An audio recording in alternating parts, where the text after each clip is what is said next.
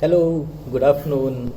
Today I'm doing something slightly different, and this is recording for Giri's Adda, an afternoon session from my office.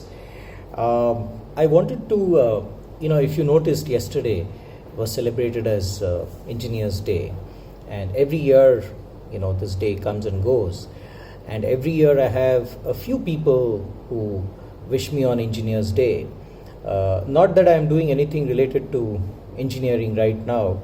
I think since the last 27 to 28 years, I've moved on and done my stuff. But then, very briefly about Engineers Day, it is to celebrate the birthday of one of India's finest engineers, civil engineers, Sir Mokshagundam Vishweshraya, who lived up to the ripe age of 101 years. He passed away in 1962. He was born in 1860. And Sir MV, as he's popularly called, was given the Bharat Ratna, which is the highest civilian honor that the government can India give anybody. Of course, there's a lot of material that is available on the net for present day engineers, prospective engineers, young people who are setting out on the path of being engineers, whichever field they may be. So as one of India's finest engineers, he was also knighted as the commander of the Indian Empire, KCIE, during those British days. Now, interestingly, Engineers Day is celebrated not only in India but also Sri Lanka and Tanzania, and he had done a lot of work in these countries and had a special connect with these countries. Some of his biggest achievements include the Krishnarajasagara Dam in Mysore, flood protection system for the city of Hyderabad, which was very highly acclaimed. And also to prevent the erosion of the Vizag seaport, he designed a mechanism which again won, critical acclaim. Sir MV, of course, was known for his work ethics and his punctuality and his dedication to work. He was an institution builder, true institution builder. He built several educational institutions, promoted industry, promoted private investment in industry, especially when he was the Diwan of Mysore, I think for about 7 to 8 years between 1910 and 1920. So these, the number of institutions where he was a founding member and which he supported, it's too numerous for me to recollect here. You can read about it on the web. The point of this episode is something slightly different. I want to talk about the engineers who have strayed from their path. Started out as engineers, but unlike Sir MV, who spent his entire life dedicated to the cause of nation building as one of its finest civil engineers, many engineers lose their way or find their calling somewhere else, and they end up becoming lawyers, they end up becoming actors. Some, like Anil Kumble and Javgal Srinath, end up playing cricket. And of course, I also strayed away from my path of engineering in 93 and I became a school teacher. That's another story. I don't want to get there. But then, because I'm in the field of school education, and if I look at this question about who are the well-known engineers who strayed into this path and what have they done, several names come up. I think today you'll find it's very common to find a lot of engineers working in the field of education and perhaps doing some of the best work ever in the field of education.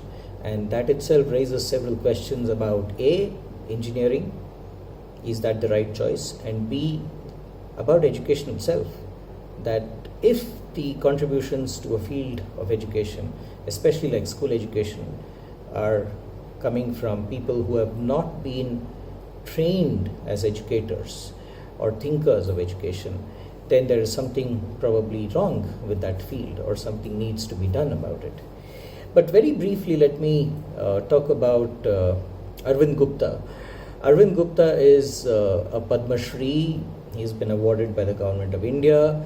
He is someone who has inspired a lot of us working in the field of education. And if you want to check him out, just type Arvind Gupta toys on the web, and you will go to his website and you will just see why I have chosen Arvind Gupta today.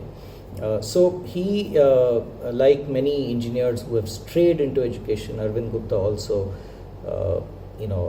strayed into education.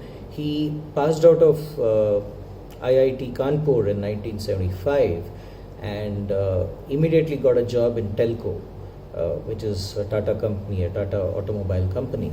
And somewhere around 1977-78, he took a sabbatical because he wanted to go into rural India and see what he could contribute to the cause of education of children who came from very difficult and challenging backgrounds and who didn't have the kind of facilities that middle class and upper middle class children had even those days.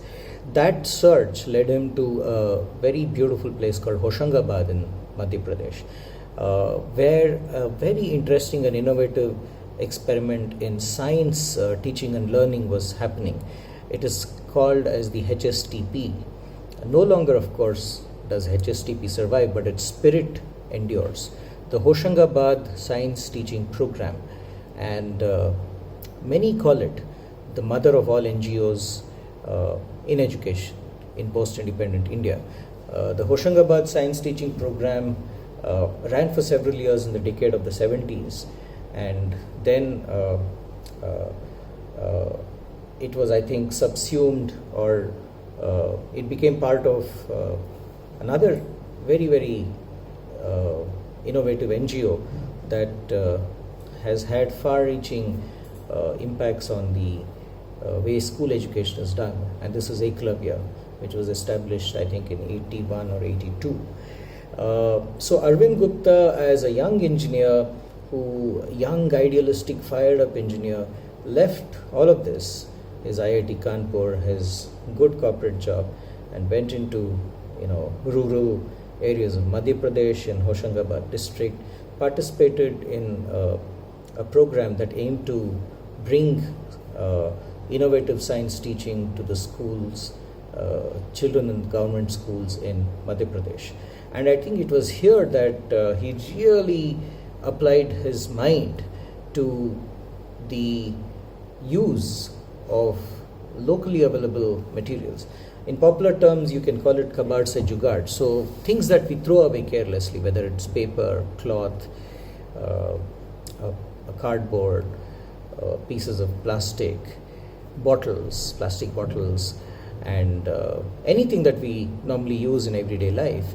I think he put his creative energies into creating teaching learning materials, especially for the illustration of scientific, simple scientific principles. And some of the works that he has, all these ideas are in fact expressed in many different books.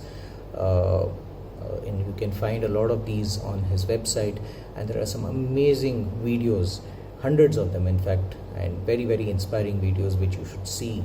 And in these pandemic times, it is ideas like these that can keep children smiling, that can keep parents also more involved in the educational process and so on, and it can bring a lot of fun to everyone who is doing it.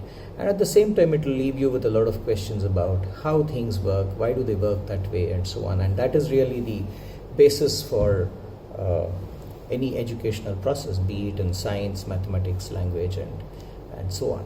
So this is a very small episode I thought I must do for the engineers who have strayed, who have moved on to do other things. And Arvind Gupta, I've had the fortune and the privilege of working briefly with him in the late 90s when he was still based in Delhi. I think right now he's based in Pune, and he's trained a number of people to carry out this fantastic work across the country. And we need many more Arvind Guptas. We need many more people who can come and disrupt the way education is done in this country. and take it to another dimension, another realm, and take it out of the box, as they say, because it's only here that we can find ideas and innovations that will make a lasting difference for all children. So I hope you like this episode on Engineers Day, and happy Engineers Day to all of you.